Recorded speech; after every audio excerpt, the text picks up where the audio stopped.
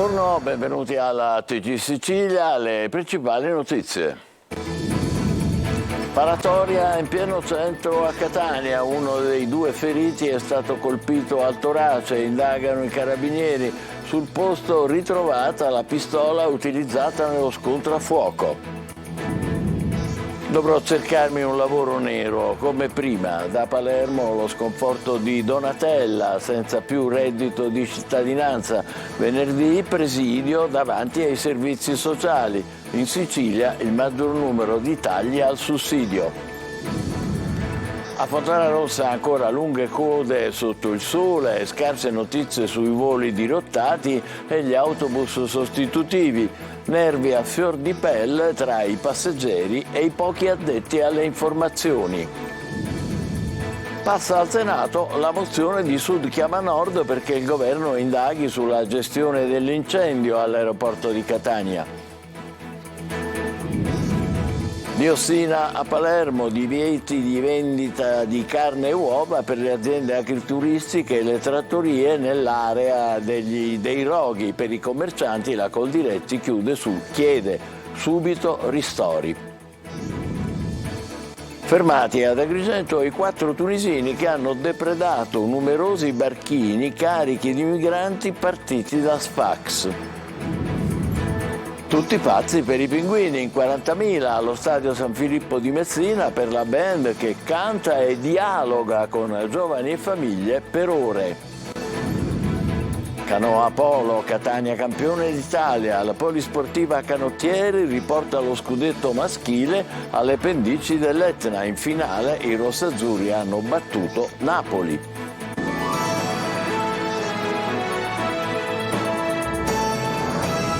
Ben trovati, sparatoria in tarda mattinata in centro a Catania, 2 feriti, sul posto in diretta il nostro inviato Marco Carli.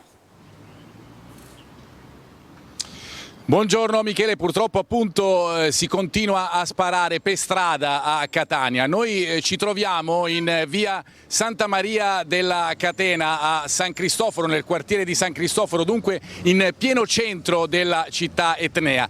I fatti sono avvenuti, come dicevi giustamente tu, in tarda mattinata dopo le ore 11, esattamente nella zona che vedete alle mie spalle e su cui può stringere anche il nostro operatore. Stiamo parlando della zona fra Santa Maria della Catena e via Fra Liberato. 2 persone sono rimaste ferite da alcuni colpi di pistola, uno dei feriti ha 60 anni, è stato raggiunto al torace, l'altro 28 anni ad una spalla. Sul posto sono intervenuti i carabinieri del comando provinciale. I 2 feriti sono stati trasportati all'ospedale Garibaldi Centro. Le condizioni del più giovane non sembrano, ovviamente usiamo il condizionale, destare preoccupazioni, più riservo ovviamente per quanto riguarda invece le condizioni dell'uomo più anziano, anche perché è stato colpito in una zona nevralgica come quella del torace.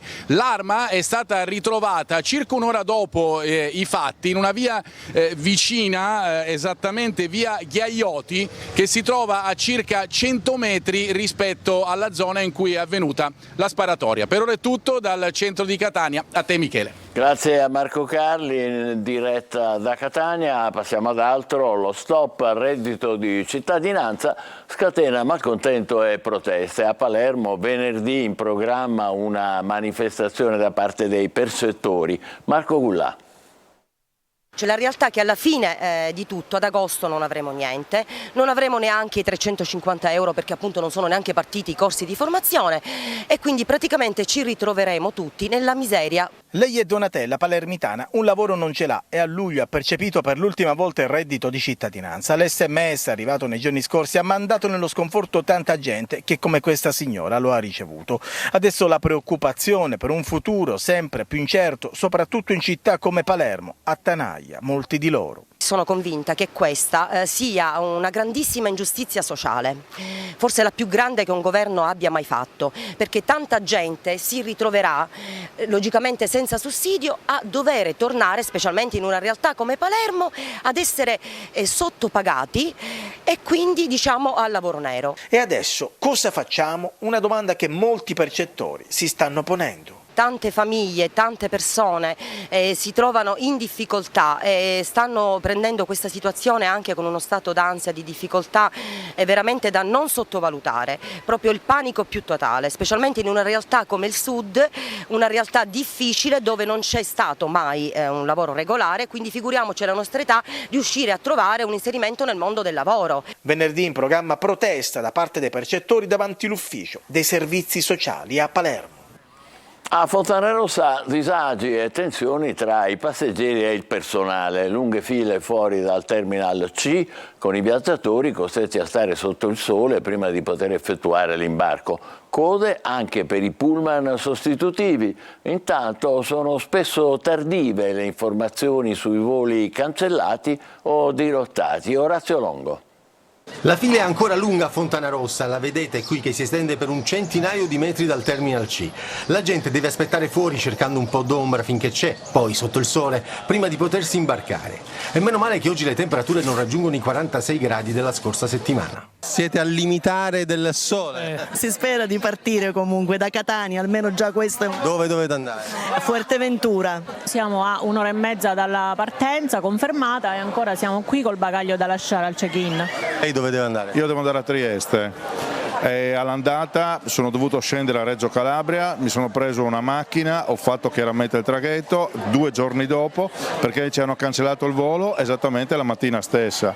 All'interno, prima di affrontare i varchi, si transita da una tensostruttura dove un tabellone elettronico annuncia i voli. Molti sono dirottati o cancellati. Ho chattato, mi hanno detto che era confermato. E stamattina alle 8:30 mi hanno cambiato l'orario, non riesco ad arrivare a Trapani. Code anche per salire sul bus sostitutivo. Siamo bloccati da 2 ore pur avendo acquistato biglietti a Siracusa per viaggiare Siracusa-Palermo. Come vedete il pullman per Comiso è completamente pieno in questo momento per diversi voli che devono partire già nel pomeriggio. Io devo andare a Verona, però me l'hanno portato dirottato a Comiso l'aereo. Arrivato ieri alle 5:30 il messaggio che dovevamo venire qua e ritornare a Comiso perché avevamo la macchina noleggiata qui. Queste sono invece le immagini della tensostruttura che si sta realizzando per il nuovo terminal provvisorio che dovrebbe entrare in funzione nei prossimi giorni. E l'incendio allo scalo di Catania arriva al Senato, passa una mozione che impegna il governo ad avviare una commissione d'inchiesta sulla gestione dell'emergenza.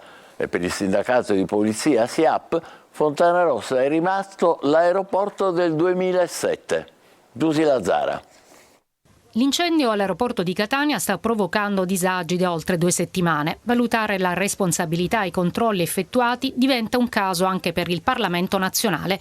Il Senato ha approvato all'unanimità col voto favorevole del governo perché si indaghi sulla gestione dell'incendio che ha mandato in tilt l'aeroporto Fontanarossa.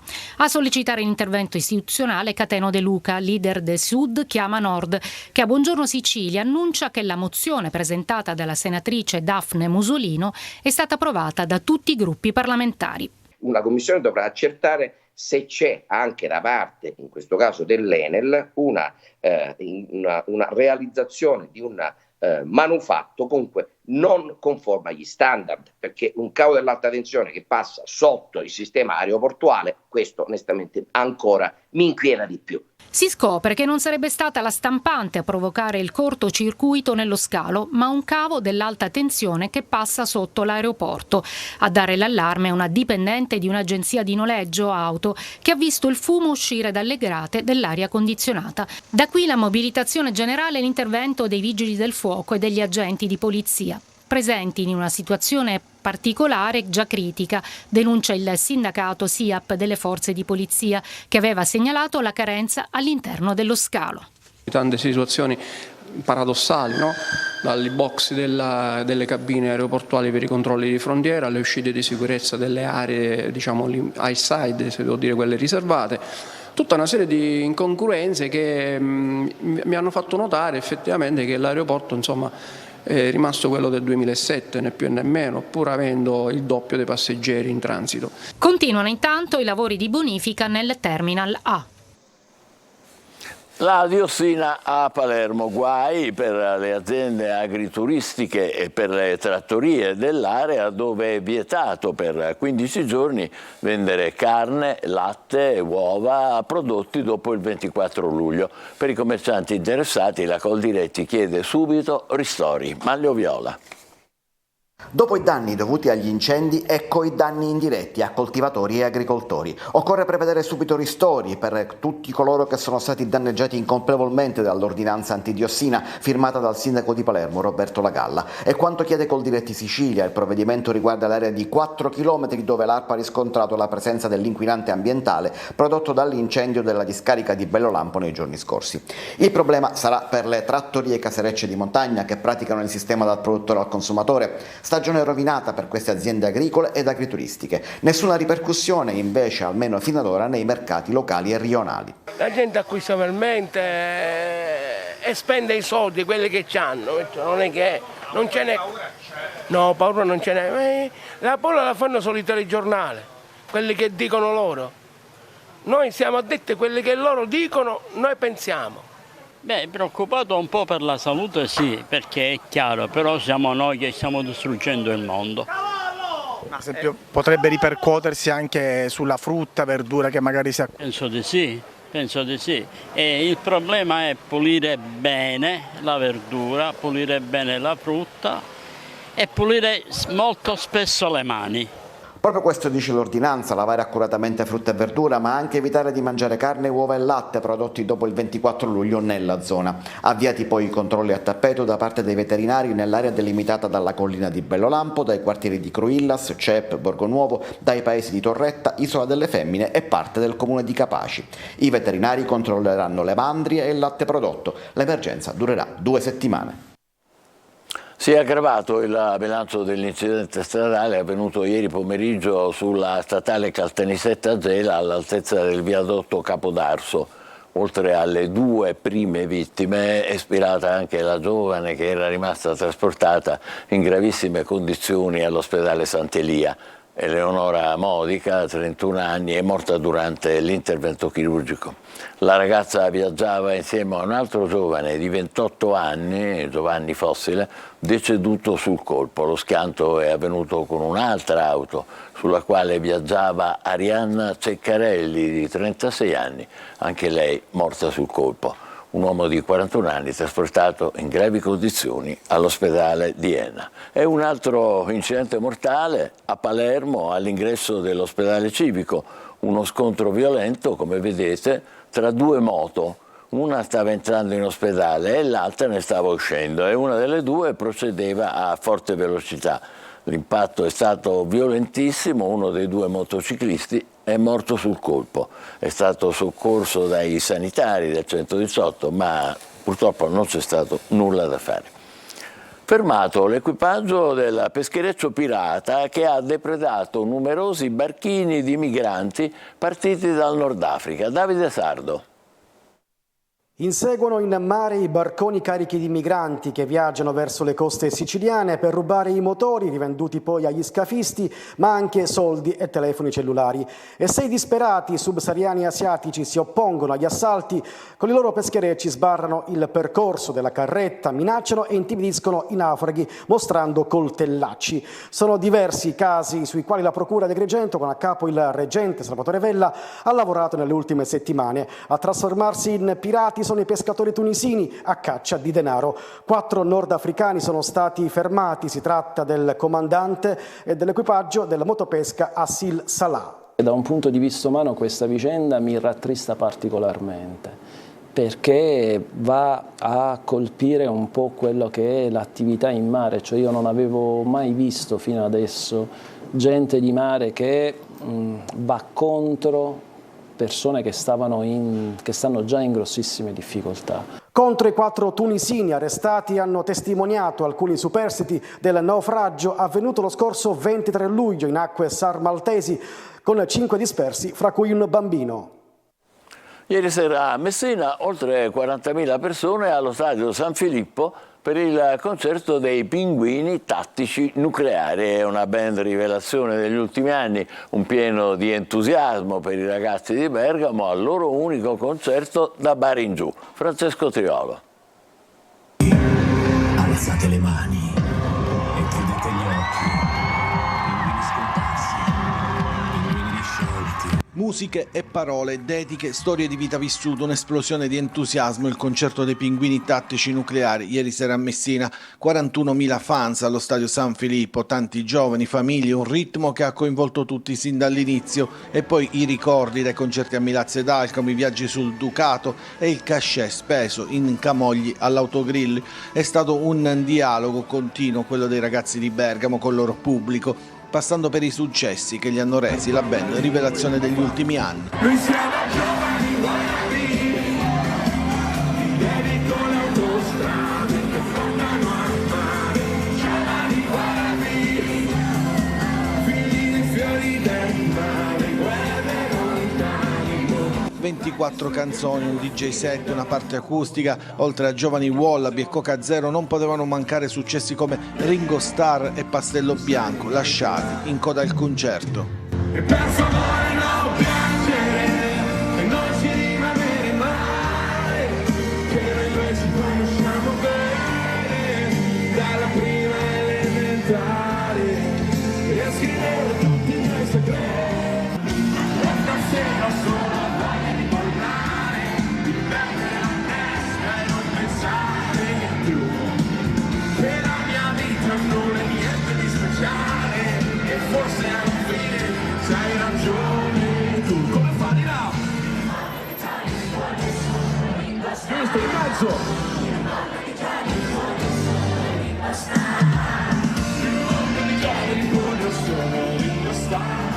Un pieno di entusiasmo per chi è arrivato da tutta la Sicilia e dalla Calabria, ma non solo, con canzoni che raccontavano la loro vita, il loro percorso, gli amori e le delusioni.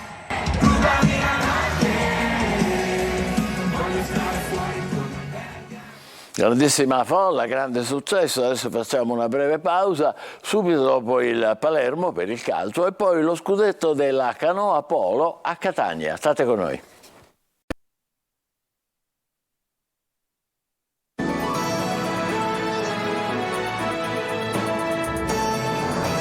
Riprendiamo con il calcio, pareggio in amichevole con il Legnago per il Palermo che in ritiro a Pinzolo non riesce ad andare oltre l'1-1. A segno ancora Brunori. Marco Goulart.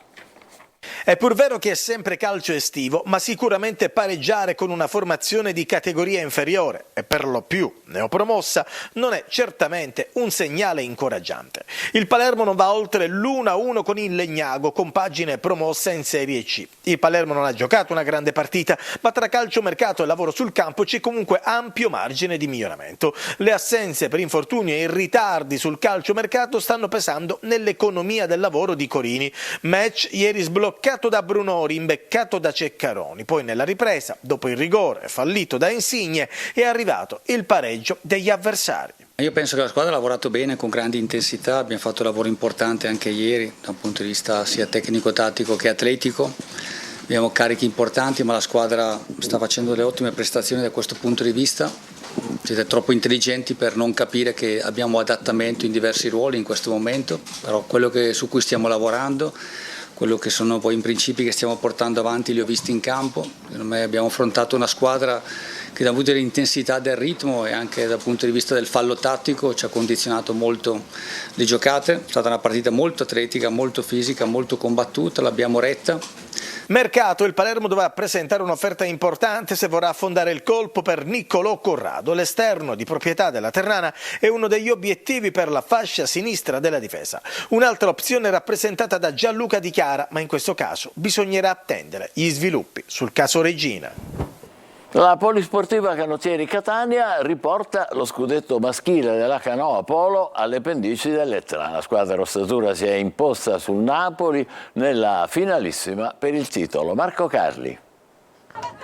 La festa è catanese, a Bacoli nel napoletano e trionfo rossazzurro nella canoa polo, sport da sempre munifico di risultati per il territorio etneo.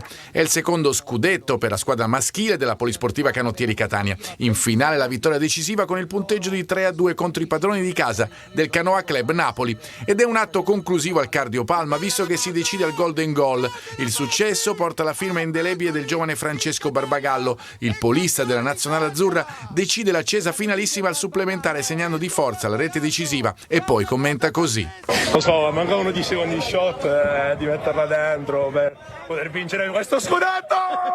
Con la conquista di questo tricolore il palmarès del Circolo Canoa Catania, che riunisce la Polisportiva Canottieri maschile e femminile oltre allo Jomar, conta 185 titoli italiani comprendendo anche la canoa olimpica e il Dragon Boat. È stata una bellissima partita, una bellissima finale, degna di 16 campioni, 8 del Napoli e 8 stratosferici di Catania che hanno conquistato questa finale dopo tanti anni. A Catania va un altro scudetto. La partita con i napoletani è vibrante, gli azzurri riescono sempre a riagguantare gli etnei, prima sull'1-1 e poi sul 2-2, fino alla rete decisiva di Barbagallo che fa scoppiare la festa della squadra, del presidente, di coach Alessandra Catania e del DS Fabrizio Messina. Polisportiva Canottieri Catania che a Bacoli ha sfiorato l'Unplane. Le ragazze infatti hanno perso il titolo dopo 12 anni di successi consecutivi. Ad imporsi in finale è stato Rovigo con il punteggio di 4-2. Il Catania Beach Soccer è vicecampione d'Italia nella finalissima rossazzurri sconfitti dai padroni di casa del Viareggio con il punteggio di 9-2. La partita resta viva fino alla metà del secondo tempo con il gol di Catarino che porta gli etnei a una sola lunghezza dai toscani sul punteggio di 3-2. Poi Viareggio prende il largo e rimane comunque una stagione di grande livello per il Catania Beach Soccer che ha conquistato la Coppa Italia e ha partecipato alla finale scudetto e a quella per l'assegnazione della Supercoppa nazionale, vincendo anche la Coppa Disciplina. Quinto posto finale invece in campionato per l'altra squadra etnea, il Catania SSD, centrato lo stesso risultato del 2016, il migliore in 11 campionati nella massima serie. Ci fermiamo qui, il TG Sicilia torna alle 20, grazie per l'attenzione, buon pomeriggio.